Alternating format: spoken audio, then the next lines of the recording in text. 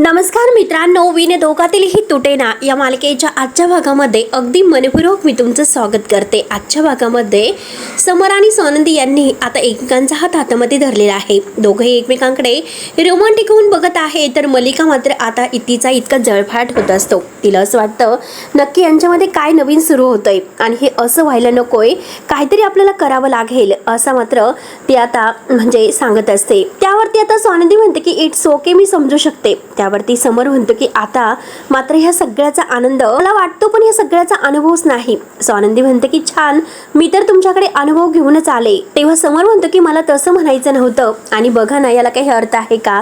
नाही। मलिका लगेच आता गुपचूप थोडीशी बाजूला होते आणि ऐकण्याचा प्रयत्न करत आहे। आणि आपण एकमेकांचे चांगले मित्र आहोत, तेव्हा आता आपण एकमेकांचे हात तर धरू शकतो।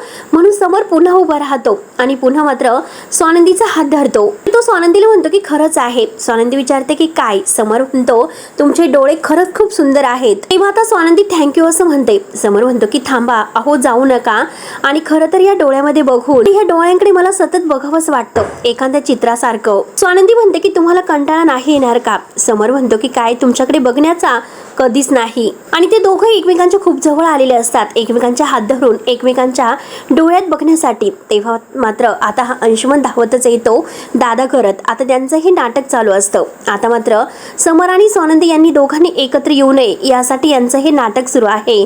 आणि म्हणतो की अरे दादा चल ना, अरे मॉमला काहीतरी होतंय, ती खूप कसं करते काय माहिती, चल लवकरात लवकर, तिला खूप त्रास होतोय। दादा हे बघ, मला काही सुधरत नाही, लवकरात लवकर ये। तेव्हा समर म्हणतो की काकू काय झालं तुला? अचानक मात्र काकूला काय झालं? आलो मी असे बोलून आता समर धावतच बाहेर येतो। नक्की काय झालं असेल काकूला? आणि आता मलिका प्रॅक्टिस करत असते, डोकं आपलं भिंतीवर जरा आपटून घेत असते। आणि अगं मलिका, तुला हे तर करताच आलं पाहिजे। म्हणून आता अंशुमन धावतच येतो। तर अंशुमन म्हणतो की मॉम, अगं दादा आलेला आहे। समर आता आलेला आहे बघून मलिका विचारते की कुठे आहे? अंशुमन म्हणतो की आलाच असेल। आणि तेवढ्यात मात्र आता ती जोरजोराने भिंतीवर डोकं आपटून घेण्याचा प्रयत्न करत आहे। आता मात्र अंशुमन जोरजोराने ओरडतो की अगं मॉम, तुला काय होतं? मलिका आता जोरजोराने डोकं आपटून घेत असते।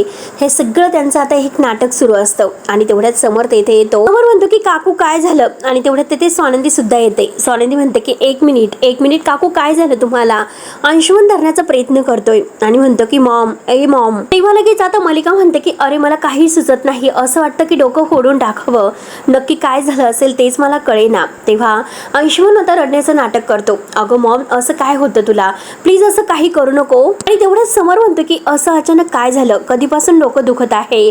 तर लगेच आता मलिका नाटक करत म्हणते की अरे संध्याकाळपासून दुखतंय। समर म्हणतो की अगं काकू, तेव्हा सांगायचं ना, आणि काय झालं? तर लगेच आता मलिका म्हणते की अरे मला असं वाटलं होतं की गोळ्या घेतल्यानंतर फरक पडेल, परंतु कसला फरक आणि कसलं काय? मी बाम सुद्धा लावला पण नाही थांबत, डोक्याला हात लावते आणि आई ग करत असते। तेव्हा आता स्वानंदी म्हणते की कदाचित तुम्हाला मायग्रेनचा त्रास होत असेल। सर मलिका म्हणते की छे, मला कसला तो त्रास? एवढं काही नाही आणि एवढं छोटं काही नाही, आणि मला तर असं वाटतं की माझ्या डोक्यामध्ये गाठ आलेली आहे वाटतं। तेव्हा आता समर म्हणतो की काकू, अगं तू काय बोलतेस? अगं असं काही झालेलं नसेल। तेव्हा आता मलिका जोरात ओरडते की समर, मला सहन होत नाही। तेव्हा आता समर जोरात ओरडतो की म्हणतो की काकू, असलं काही करायचं नाही, आणि जर तुला काही झालं तर काय करायचं? असं काही करू नको। समर म्हणतो की अगं हे बघ, आत्ताच्या आता आपण डॉक्टरांकडे जाऊयात। काकू म्हणते की नकोय, मला डॉक्टर वगैरे काही नकोय। समर म्हणतो की काकू, मी तुझ्या सोबत आहे, चल डॉक्टरांकडे। तर लगेच आता मलिका म्हणते की नकोय, अरे जर मला काही झालं तर माझ्या अंशूकडे कोण बघेल? आणि म्हणून जोरजोराने आता रडण्याचं नाटक करत आहे। आता मात्र समर म्हणतो की काकू चल ना। आणि कसं बसं मात्र आता काकूला ते हॉस्पिटलला घेऊन जातात। काकूला तर हेच हवं असतं, कारण स्वानंदी आणि समर एकत्र येऊ नये यासाठी तिचं हे नाटक चालू असतं। आता ते सगळेजण आता हॉस्पिटलला गेल्यानंतर मात्र समरला आता खूप टेन्शन आलेलं असतं, आणि त्याहून स्वानंदी आता विचार करत असते, आणि सगळेजण मात्र हॉस्पिटलला गेलेले आहेत। तेव्हा आता लगेच स्वानंदी म्हणते की काकूला नक्की असं अचानक काय झालं असेल? नक्की काही होतं का त्यांना, की त्यांचं डोकं दुखतं, की ते नाटक करत होत्या? असा विचार करत असताना तेवढ्यात येते आता अंशुमन धावतच येतो। अंशुमन स्वानंदीकडे बघत असतो आणि हसतोय। अंशुमन म्हणतो की काय, कसला विचार करत आहात? मॉम नाटक करत आहे हेच तुला वाटत होतं ना? हे बघ, नाटक करत असेल आणि नसेल पण माहिती नाही, परंतु हे बघ, तुमच्या रोमॅन्टिक आता याच्यामध्ये मी डिस्टर्ब तर केलं, म्हणजे तुमच्या प्रेमाच्या मध्ये मी आलो, तेव्हा आता स्वानंदी म्हणते की नाही रे, अरे तू वेडा आहेस, आमच्या प्रेमाच्या मध्ये कोणीच येऊ शकत नाही, कारण आमच्या प्रेमामध्ये खूप ताकद आहे आणि तुझी तर तेवढी पात्रता सुद्धा नाही. तेव्हा आता अंशुमन म्हणतो की मी तुला सांगितलेलं आहे की तुम्ही 6 महिन्यानंतर वेगळे होणार आहात, हे माझं चॅलेंज जर तुझ्या लक्षात असेलच, हे सगळे माझे शब्द आहे तर ते लक्षात ठेवा. स्वानंदी ऐकून घेते आणि म्हणते की कावळ्याच्या शेपाने गाय मरत नसते, आणि मुळात म्हणजे आमचं नातं आणि आमचं प्रेम इतकं तकलादू नाही. ज्या परिस्थितीत आमचं लग्न झालं असेल, आता मात्र आमची परिस्थिती जी काही आहे ती बदललेली आहे, त्यामुळे मी इतकं ठामपणे सांगू शकते यामध्येच आता देवाची काहीतरी योजना आहे. आम्ही नक्की एकत्र येऊ शकतो आणि बघूयात देवाच्या पाठिंबा कुणाला आहे. जो काही आमचं प्रेम आहे, बघूयात आमचं प्रेम खोटं ठरतं की हा जो काही मायलेकांनी तुम्ही आता खोटेपणा चालवलेला आहे तो अगदी खरा ठरतो. नंतर आता दुसऱ्या दिवशी स्वानंदी छान तयार होते, देवासमोर येते, देवाला हात जोडते आणि म्हणते की देवा, मला माहिती नाही की मागच्या जन्मी मी कोणतं पुण्य केलं होतं म्हणून राजवाड्यांसारखा मला नवरा मिळाला, आणि हे फक्त देवा, त्यांचं प्रेम माझ्यासाठी सर्वस्व आहे आणि फक्त त्या प्रेमाला जपण्याची ताकद मला दे. तेव्हा आता समरने आता रूम मध्ये गाणी लावलेले असतात आणि मस्त तो गाणी रोमॅन्टिक ऐकत असतो, आणि तेवढ्याच स्वानंदी आत येते. स्वानंदी आपले केस ओले आहे तर ते कोरडे करत असते आणि समर रोमॅन्टिक होत तिच्याकडे बघत असतो. स्वानंदीचं लक्ष जातं आणि स्वानंदी सुद्धा आता रोमॅन्टिक होत आता समरकडे पाहत असते. तेव्हा समर मात्र स्वानंदीच्या जवळ येतो आणि स्वानंदीकडे बघत मात्र तिच्या चेहऱ्यावर आलेली केसांची बट अलगद बाजूला करतो आणि रोमॅन्टिक होऊन तिच्याकडे पाहतच असतो. स्वानंदी विचारते की काय झालं, तुम्ही असं का बघतात? समर म्हणतो की मी माझ्या बायकोकडे बघतो, सुंदर बायकोकडे, आणि तो आय लव्ह यू म्हणतो. स्वानंदी खूपच हसते आणि ती सुद्धा म्हणते की I love you too you. तेव्हा समर तिला जवळ घेतो. स्वानंदी म्हणते की अहो थांबा, दार उघडं आहे. समर म्हणतो की कोणी येणार नाही आणि अलगद तो तिला धरतो आणि तेवढ्यात तो स्वानंदीचा किस घ्यायला जाणार, तोच लगेच मलिका धावतच येते समर करत, आणि समर आता आणि स्वानंदी कावरी बावरी होतात आणि बाजूला होतात. तेव्हा लगेच आता मलिका म्हणते की अरे समर स्वानंदीकडे बघत असतो आणि अरे खरंच समर, मी नॉक करून यायला हवं होतं आणि मी विसरूनच गेले, आता मात्र मी तुमच्या खोलीमध्ये नॉक करून यायला पाहिजे, आता यापुढे तसंच करावं लागेल. समर विचारतो की काकू तब्येत कशी आहे आता तुझी? तर काकू म्हणते की अरे बरं आहे, तू मला हॉस्पिटलला घेऊन गेला होता म्हणून जरा बरं वाटलं. त्यानंतर मात्र स्वानंदी विचारते की काकू काय झालं होतं असं अचानक, का डोकं दुखलं तुमचं? त्यावरती आता मलिका म्हणते की माहिती नाही.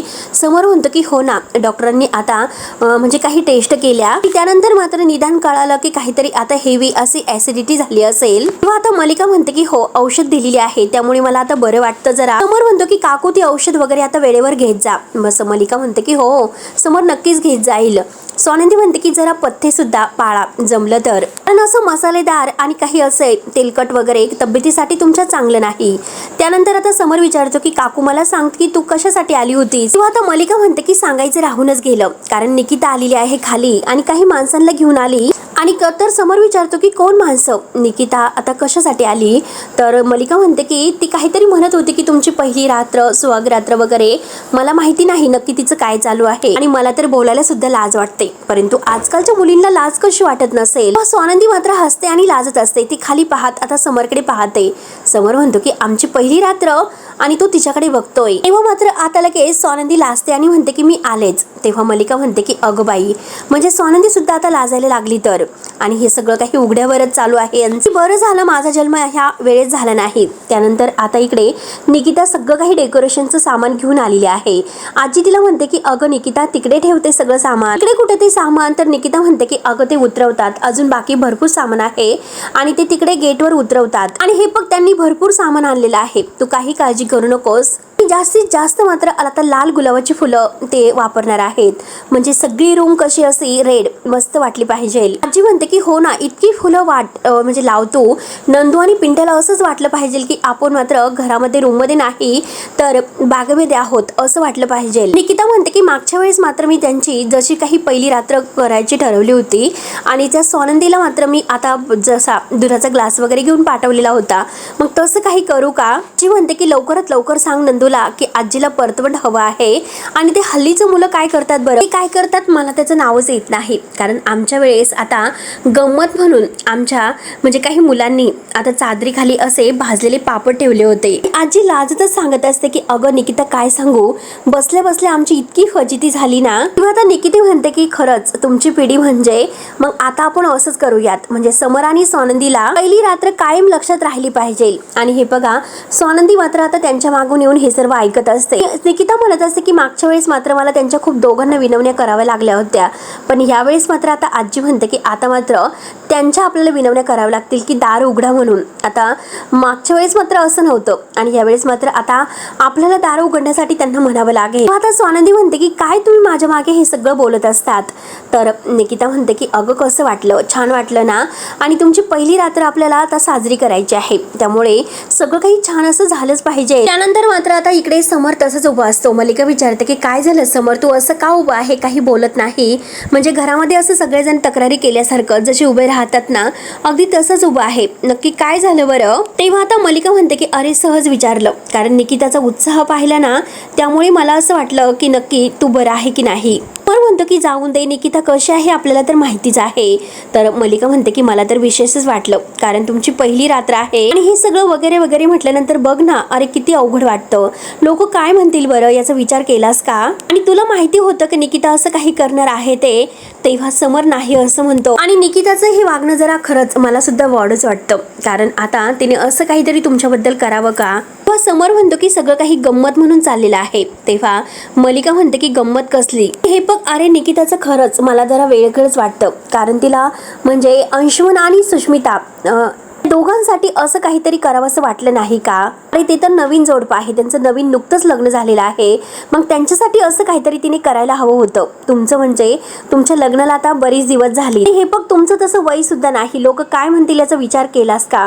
तेव्हा आता समरला काय बोलावं आणि काय नाही सुचतच नसतं. तो डोक्याला हात लावतो. मल्लिका म्हणते की मला माहिती आहे की तुला आवडलंच नसेल, कारण हे जे काही आहे ते सगळं काही जरा वेगळंच वाटतं, म्हणजे तुमची पहिली रात्र वगैरे सगळं काही वेगळंच वाटतं. हे बघ तू मात्र असं भावंडांचं सुख आहे ते ओरबडून घेणारा नाही, तुला हे आवडलं नसणारच मला माहिती आहे, पण हे सगळं निकिताला सुद्धा समजायला हवं. आणि तुला काही वेगळं वाटलं का समर, जाऊन दे, जे माझ्या मनात आलं तर ते मी मात्र बोलले, प्लीज तू मात्र वाईट वाटून घेऊ नकोस. हे बघ मी जरा जास्त बोलले असेल तर त्याबद्दल सॉरी. तेव्हा लगेच आता समर काही बोलत नसतो, त्याला काय बोलावं तेच काही कळत नसतं.